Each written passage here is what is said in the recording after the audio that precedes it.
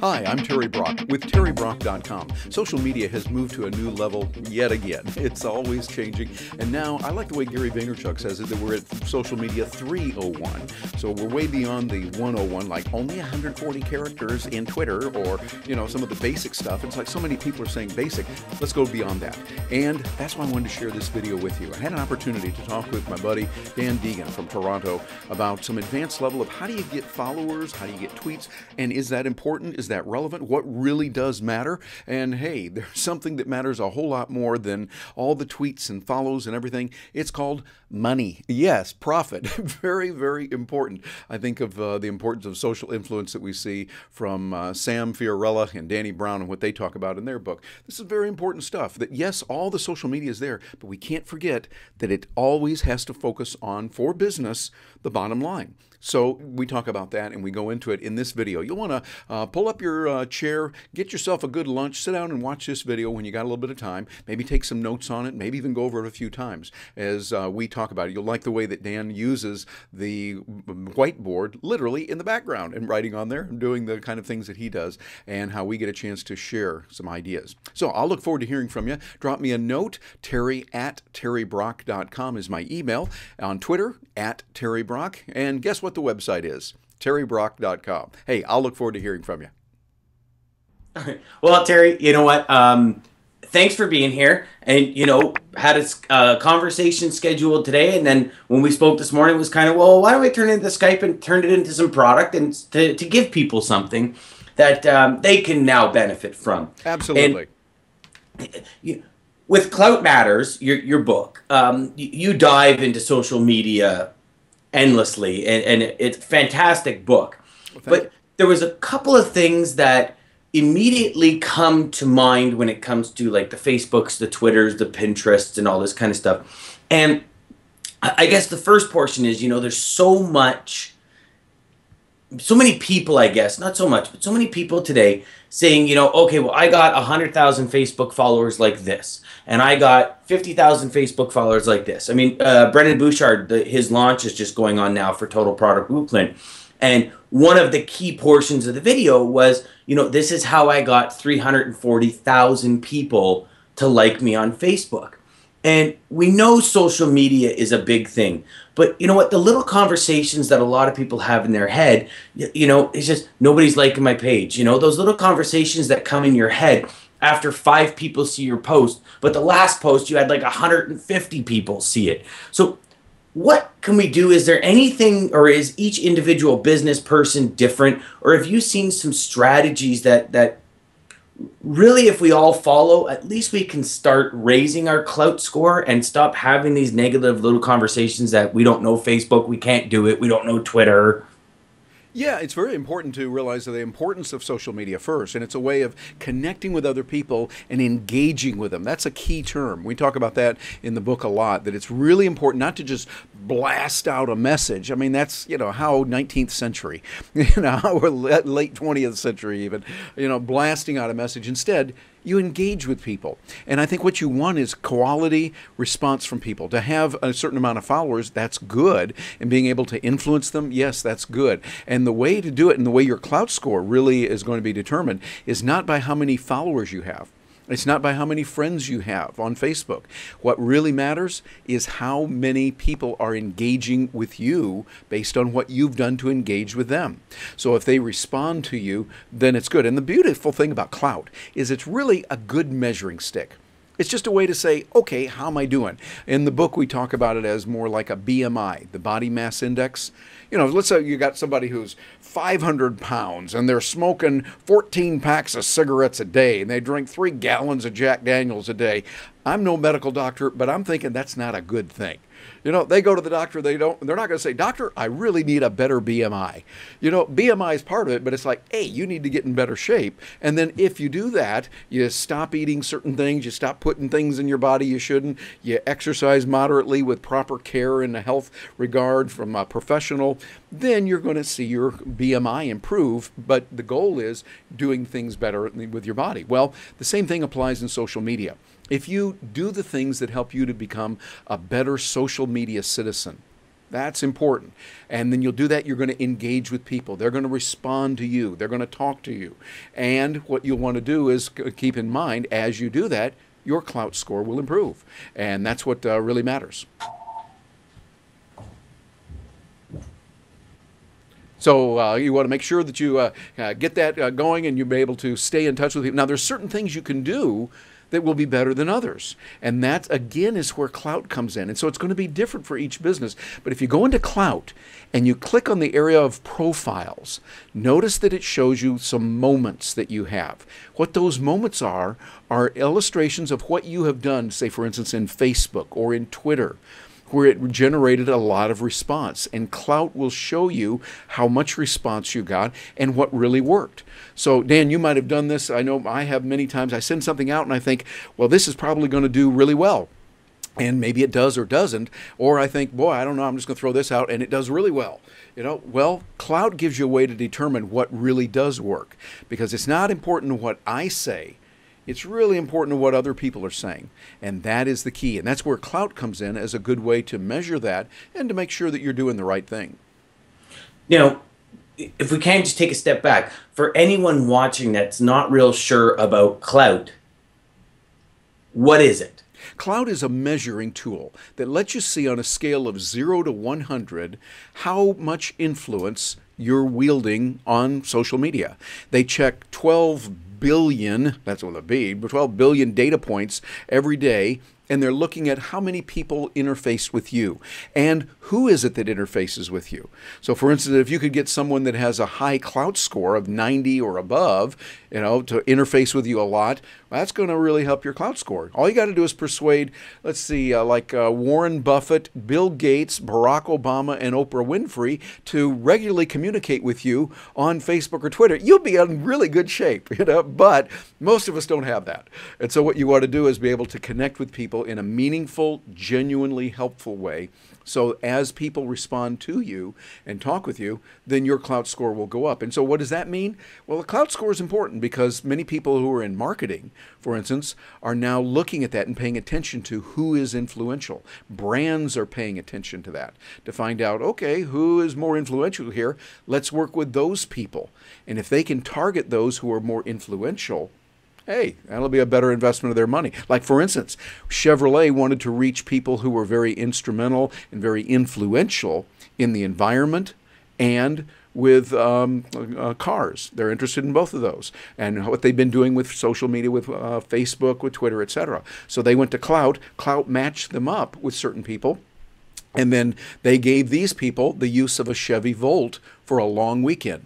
You say, here you go. Here are the keys. Have a good time. And if you want to write anything about it, that's good. You're not required to, but just if you want to. Well, of course, most people did. They go, hey, I liked this part of the Chevy Volt. I liked that experience. It was good. I wish they do this in the future differently. And people saw it coming from not Chevy, but coming from people that they admired and respected. And we know that that has a lot more punch.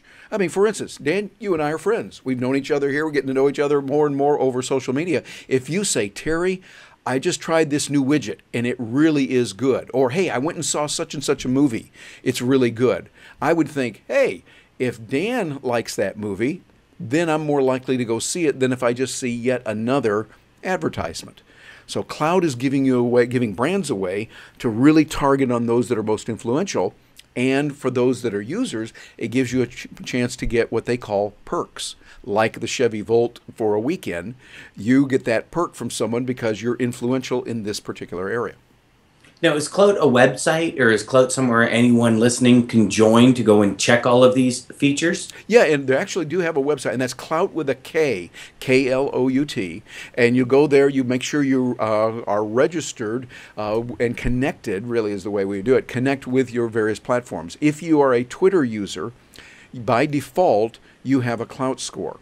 Now, you could unconnect that if you really wanted to, because they're not going to force anyone to do it. But the best thing to do is connect your Twitter account, your Facebook account, your LinkedIn account, Foursquare. There's several tools and several connection points that they have. And as you connect those, then when there's activity on those about you, people are mentioning you, that will help boost your Clout score. Okay. Now,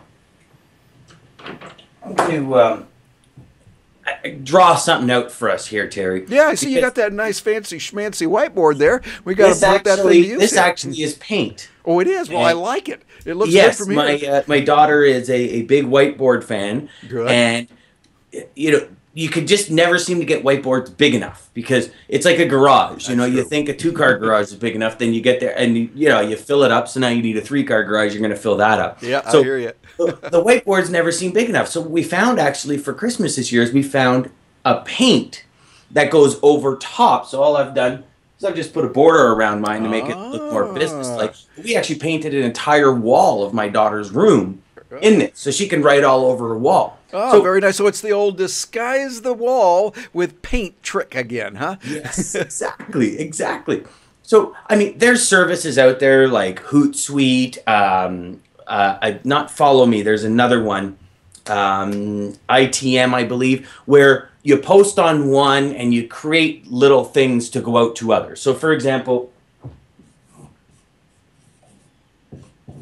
it has one where you're creating what they call a recipe. So you post it on Facebook. It then goes to Twitter. Now from Twitter,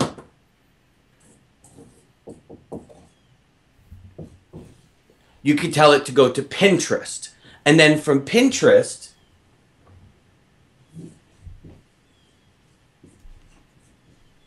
it can go to Google+.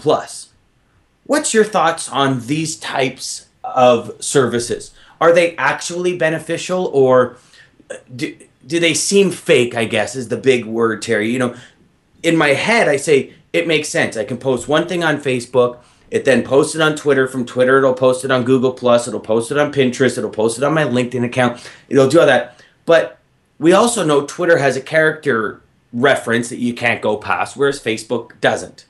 So are these types of services really handy for us, or should we, it reminds me of, and not to squirrel here for a minute, but it reminds me of when video first became real popular. And there was sites like TubeMogul where you would upload your video to TubeMogul and it would distribute it to all of these different sites. And then sites like Traffic Geyser came around. And when they first came around, the big thing was, use sites like TubeMogul and Traffic Geyser because you upload your video once and it gets distributed everywhere. But for sites like YouTube, go in and change the description and make sure you put in your site tag. Is it the same scenario with these types of services? Well, you can do that, and it's physically possible to put it, for instance, as you have there, Facebook, and then it goes over to Twitter, and then from there. But think about it. With Facebook, you've got more characters allowed, and so that means if you go over the 140 character limit of Twitter, which is acceptable on Facebook, it's going to be truncated, and it's not going to look as good. But the even more important consideration is person who's using Facebook is in a different frame of mind than a person who uses Twitter. And they're in a different frame of mind of someone who's in Pinterest. And they're in a different frame of mind of someone who's using Google+. Each platform has its own style. In a way, it would be kind of like in the real world of going to your church or synagogue, and there's a certain way you behave, a certain way you do it. There's another way you behave if you go to the ball game and you want to play there. And then there's another style that you use if you're in, let's say you're in a classroom, you go to a seminar or something. Each requires a unique kind of presentation, and I think that's what we have to do. You can send out some messages that are going to be similar, but it's best, always best, to tailor it toward that particular network and how people interact. Think about when you're on Twitter. You're not interacting in the same way that you would on Facebook. So with Facebook, you want to do it differently. Now, that means it takes more work. Yes, it also means you can't just blast, hate that word, blast, and get it out there to people. You've got to really connect with people as human beings. That's the key. And many people who are in marketing today want to think of it in terms of, I've got 500 billion followers and I'm going to blast it out to them. And they try to make a big deal of how many followers they have, how many people they have on the email list, those types of things. Well, that's not always working in social media. We want that intimate connection with people. So, okay, right off that fact then, what's the main mindset on Facebook? Facebook is you're interfacing with friends. Think of it like You're having friends over to your home for a casual party and you're talking. Occasionally, from time to time, you might do something like we do here in my place. We have a salon. A salon is like they do in France, where you'll have several people get together. We might have a visiting expert on something, a friend, and we have this person sit down and she's going to talk to us, about different things that are happening. It's a more interface, and then we get up and the people move around and they talk. So that's what it's like. Now, Twitter is a little different. With Twitter, it's more like you're talking to someone. You and I are sitting next to each other in a noisy bar, and I can have a brief conversation like, "Oh, where are you from?" And you say, "Oh, Toronto." And I say, "Really? I'm from Orlando." Yeah, great. It's noisy. We can't have an in-depth conversation, but it is nice to know that. Or we might swap cards, or we might say, "Hey, yeah, we'll have to get together next week when we can talk a little bit more." So it's short, brief conversations, 140 characters, and there's a discipline to that 140 characters that you have to do it within the protocol of that particular environment. And then when you look at Pinterest, hey, that's a group of people that largely are really into photography, really into pictures, and they're in a buying mode. They're often ready to buy something. And so it's a different environment than you have in Facebook or in Twitter. Then when you get over into Google Plus Hangout or Google Plus is a more of a community, and they use circles. So you're dealing with people that you know, and you're not going to be as overt about sales, where it could be okay in Pinterest to be there.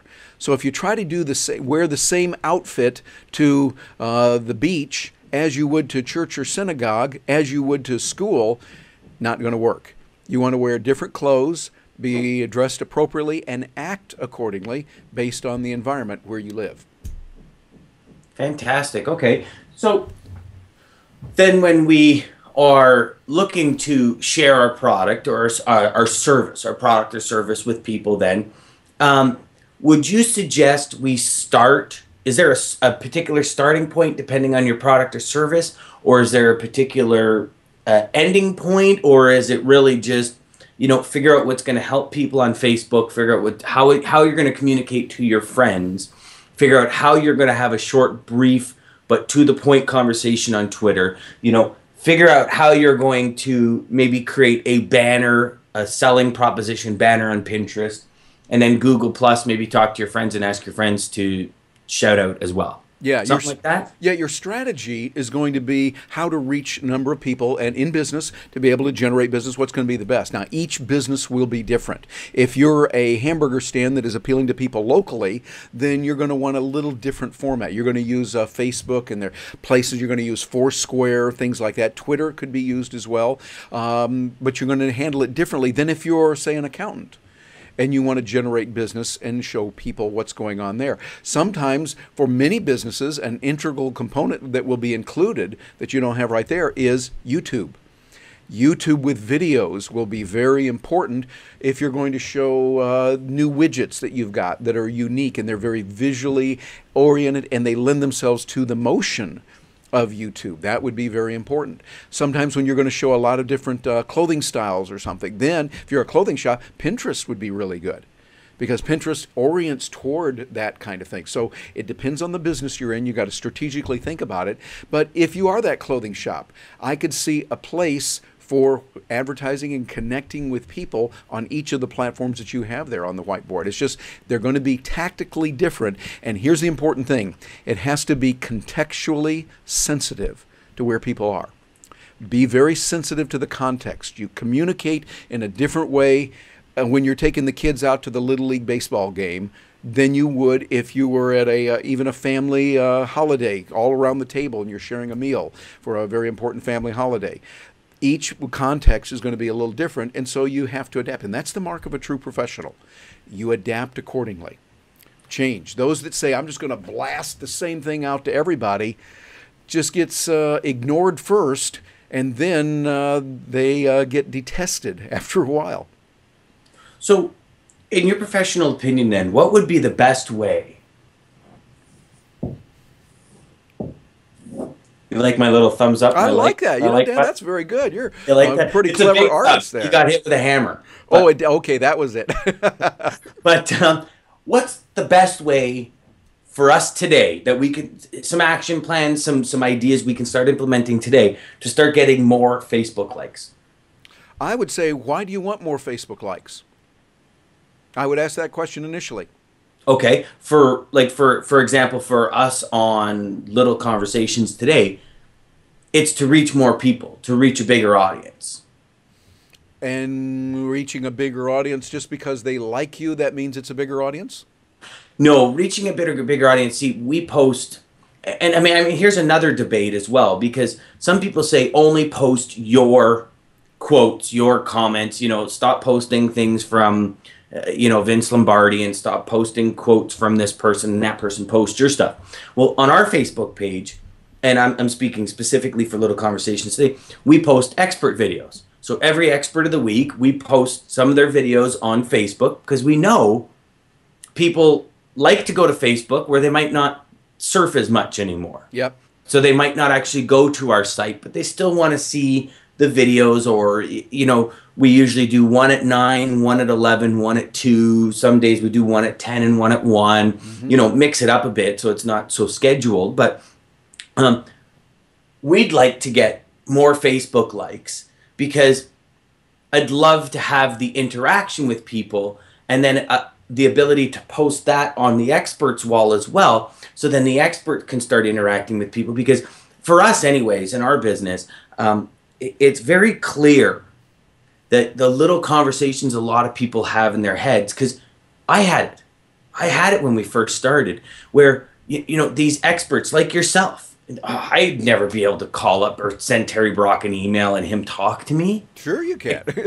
No, I know. Well, you and I know that now, and it's something I know now. But it's something that, okay, I'll take it right back to a couple of years ago.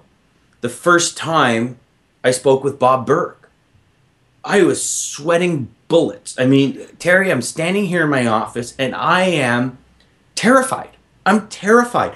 In my head, I'm going, who do you think you are to be standing here speaking with this man? He's been on stages speaking to 30, 40, 50,000 people. He's doing everything you want to do. You've read The Go-Giver. You've read The Go-Giver Sells More. You've read Endless Referrals. This guy's an international best-selling author.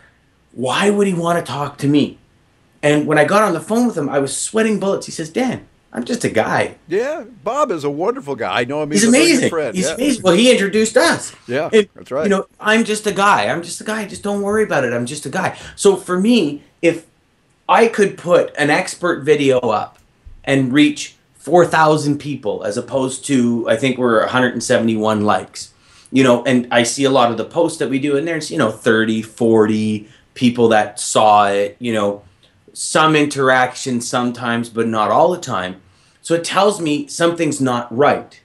But is it the fact that those videos aren't right? Or maybe do I link them back to the website where people might be more inclined to, write a comment and say, what did Terry mean by da da da da da? Can I get an explanation on it? And then that's where the interaction comes in, right? Yeah, reaching a lot of people is one way. I found that one of the things we did, like when I was the chief enterprise blogger with Skype, we would take a message that Skype had, and I'd write up, for instance, in the blog, we would write up a story of a new product that Skype had, or a new arrangement or alliance or something, and we would put that out there. And the way we would do it is we'd say, okay, it's going to go live at, say, 12 o'clock Eastern time on Tuesday. And so we'd have everything ready to go. I'd have the blog written. I'd shoot the videos. We use Skype like you and I are using today, recording it, getting everything ready to go. It would be out there. And then when 12 o'clock Tuesday hit, we would immediately go out and have it scheduled, and so that we would be able to reach on LinkedIn, on Facebook, and on Twitter, saying, get information on how to do such and such, show the benefits with a link that goes back, always pointing people back to the blog.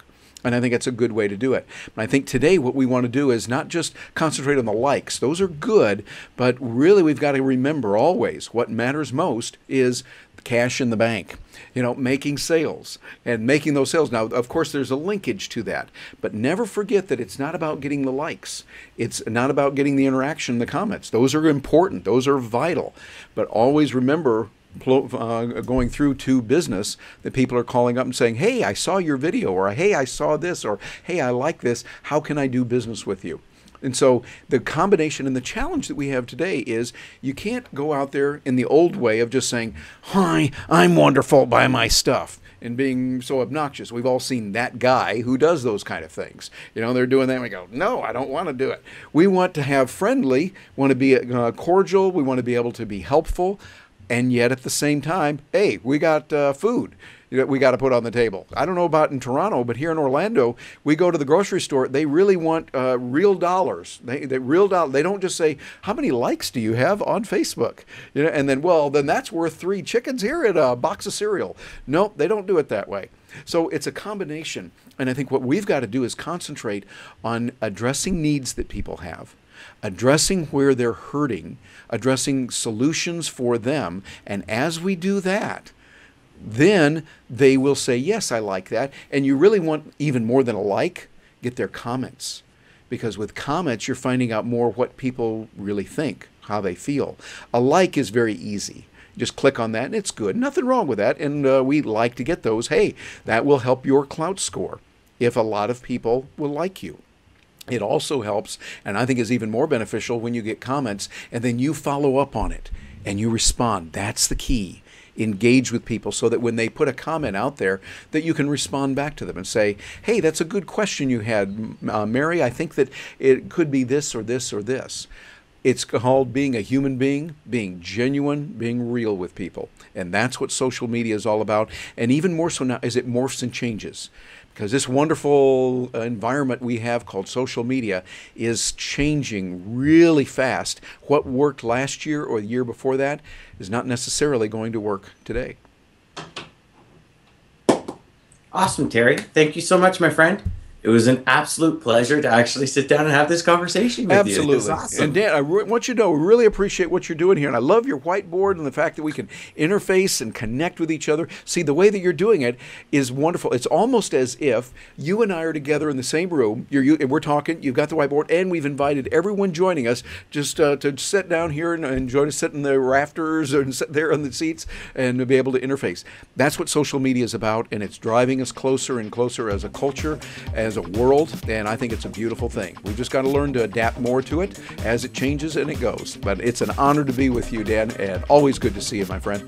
Oh, thanks, Terry. I appreciate it so much, my friend. You have a great day and enjoy the warmth in Orlando. Yes, indeed. Thank you. Take care.